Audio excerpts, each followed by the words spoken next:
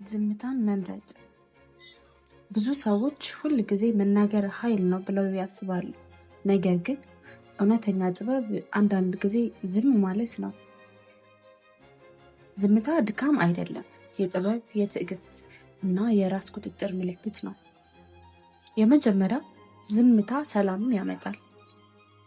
ማለትም ሁሉንም ክርክር ለማሸነፍ መናገር አያስፈልግም።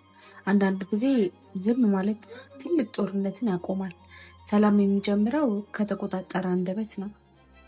ዝምታ ኃይል ነው ማለት የተናደደው ሰው ሁሉ ይናገራል፣ ጠንካራው ሰው ግን ስሜቱን ይቆጣጠራል።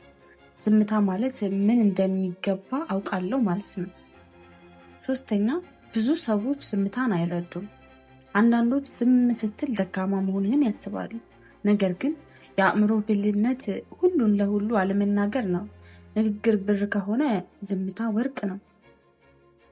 ዝምታ ሰዎችን ያሳያል ማለት አንዳንድ ጊዜ ምንም ሳትናገር ሰዎች እውነተኛ ፊታቸውን ያሳያሉ። ዝም ብለህ ስትመለከት ማን እንደሚወድህ፣ ማን እንደሚጠቅምህ ታውቀዋለህ። ሁል ጊዜ ምላሽ መስጠት አያስፈልግም። ሁሉንም ነገር መመለስ አይጠቅምም። አንዳንድ ሰዎች ግጭት ብቻ ይፈልጋሉ።